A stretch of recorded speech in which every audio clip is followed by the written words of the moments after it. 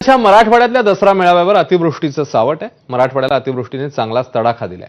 त्यामुळे भाजपच्या नेत्या आणि पर्यावरण मंत्री पंकजा मुंडे यांनी यंदाचा दसरा मेळावा साधेपणाने साजरा करण्याचा निर्णय घेतलाय।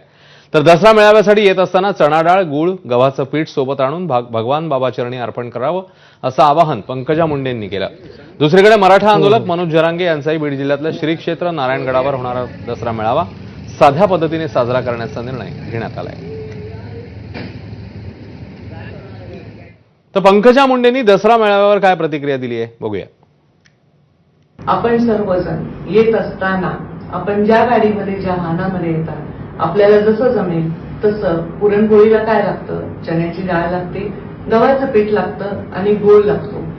जे काही आपल्याला जमेल ते यथासांग आपल्याबरोबर आणावं, भगवान बाबांच्या चरणी अर्पण करावं। आम्ही त्या गावांमध्ये पोस्ट करू ज्या गावांमध्ये दसऱ्याला पुरणपोळी त्यांना मिळणार नाही, पावसामुळे त्यांची अडचण झाली आहे। आपल्या भगवान बाबांचा प्रसाद म्हणून आपण लोकांसाठी या परिस्थितीत करण्याचा एक योग आहे। जरूर आपण माझी ही विनंतीला मान द्या। या ठिकाणी इकडे एक छोटासा ब्रेक घेऊन लगेच परत येतोय। पाहत राहा 10च्या बातम्या।